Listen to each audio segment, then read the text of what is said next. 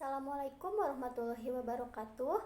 Saya Siti Sopiah Kamilah dari PGSD 4B Universitas Muhammadiyah Tasikmalaya. Dalam video kali ini saya akan menjelaskan materi mengenai kewajiban mencari ilmu, mengembangkan, dan mengamalkannya. Terdapat 3 poin dalam kewajiban mencari ilmu, mengembangkan, serta mengamalkannya. Yang pertama yaitu perintah untuk menuntut ilmu. Yang kedua, keutamaan orang yang berilmu, dan yang ketiga yaitu kedudukan ulama dalam Islam. Nah, yang pertama yaitu perintah untuk menuntut ilmu. Al-Quran tidak secara langsung mengutarakan tentang kewajiban untuk mencari ilmu atau mengembangkan ilmu pengetahuan. Namun, kata tersebut tersirat dalam ayat yang mengisyaratkan tentang hal itu. Berdasarkan surat Al-Mujadilah ayat 11, dijelaskan bahwa perintah untuk mencari ilmu merupakan perintah langsung dari Allah Subhanahu wa Ta'ala, karena orang yang menuntut ilmu akan diangkat derajatnya oleh Allah Subhanahu wa Ta'ala. Sedangkan menurut surat At-Taubah ayat 122 menjelaskan bahwa kewajiban untuk menuntut ilmu agama dan kedudukan orang yang menuntut ilmu harus mampu menjadi pengingat bagi orang yang tidak mengetahui, serta mampu menjaga diri dari hal-hal yang bisa menjerumuskan ke dalam kenistaan. Sementara Nabi Muhammad SAW menegaskan dalam hadis yang terkenal sebagai berikut. Dari Anas bin Malik, ia berkata, Rasulullah SAW bersabda, menuntut ilmu adalah kewajiban bagi setiap muslim. Dan orang yang meletakkan ilmu bukan pada ahlinya, seperti seseorang yang mengalungkan mutiara, intan, dan emas ke leher babi. Hadis riwayat Ibnu Majah 220. Berdasarkan hadis di atas mengandung pengertian bahwa mencari ilmu wajib bagi setiap muslim. Kewajiban itu berlaku bagi laki-laki maupun perempuan, orang dewasa maupun anak-anak, dan tidak ada alasan untuk malas mencari ilmu. Ilmu yang wajib diketahui oleh setiap muslim merupakan ilmu-ilmu yang berkaitan dengan tata cara peribadatan kepada Allah Subhanahu wa Ta'ala. Sedangkan ibadah tanpa ilmu akan mengakibatkan kesalahan-kesalahan dan ibadah yang salah, serta tidak akan dapat diterima oleh Allah Subhanahu wa Ta'ala. Yang kedua yaitu keutamaan orang yang berilmu.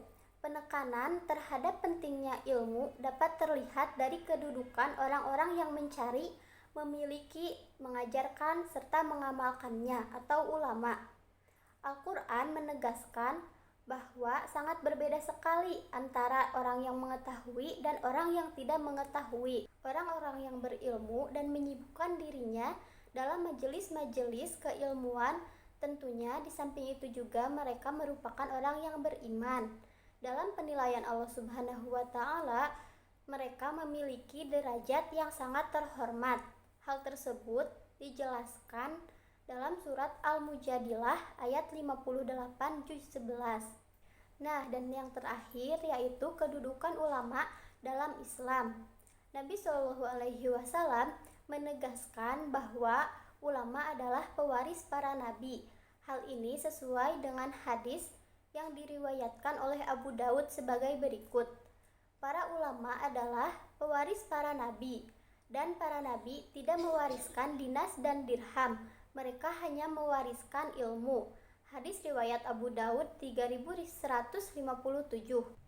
Berdasarkan hadis di atas bahwa ulama adalah ahli waris nabi. Karena itu, ulama mempunyai tugas-tugas sesuai dengan apa yang dikerjakan Nabi. Menurut Ghafur tahun 2007, tugas-tugas tersebut diantaranya yang pertama yaitu menyampaikan ajaran kitab suci itu secara baik dan bijaksana, dengan tidak mengenal takut dan siap menanggung jawab. Yang kedua yaitu menjelaskan kandungan kitab suci, keterangan-keterangan atau mujizat dan kitab-kitab dan kami turunkan kepada Al-Quran agar kamu menerangkan pada umat manusia apa yang telah diturunkan kepada mereka dan supaya mereka memikirkan. Hal tersebut dijelaskan dalam Quran surat An-Nahl juz 16 ayat 44. Dan yang ketiga yaitu membawa kabar gembira, memberi peringatan, mengajak kepada Allah Subhanahu wa taala dan memberikan cahaya. Dan yang keempat yaitu memberi putusan atas problem yang terjadi di masyarakat. Selain masalah ketinggian derajat para ulama, Al-Quran juga menyebutkan dari sisi mentalis dan karakteristik bahwa para ulama adalah orang-orang yang takut kepada Allah Subhanahu wa taala, sebagaimana hal ini disampaikan dalam salah satu ayat. Dan demikian pula di antara manusia, binatang-binatang melata dan binatang-binatang ternak, ada yang bermacam-macam warnanya dan jenisnya. Sesungguhnya yang takut kepada Allah di antara hamba-hambanya hanyalah ulama. Sesungguhnya Allah Maha Perkasa lagi Maha Pengampun. Quran Surat Fatir ayat 35. Berdasarkan ayat dan hadis di atas, tidaklah merupakan sesuatu yang mustahil jika ulama adalah orang yang sangat tinggi ilmunya, utamanya ilmu agama, karena ulama adalah pewaris Nabi.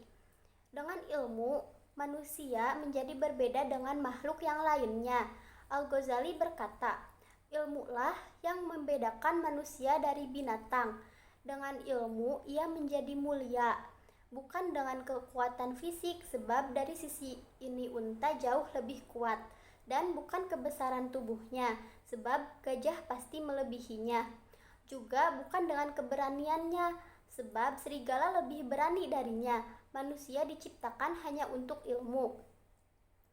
Sekian materi yang bisa saya jelaskan. Mohon maaf bila ada kesalahan dan kekurangan. Terima kasih. Assalamualaikum warahmatullahi wabarakatuh.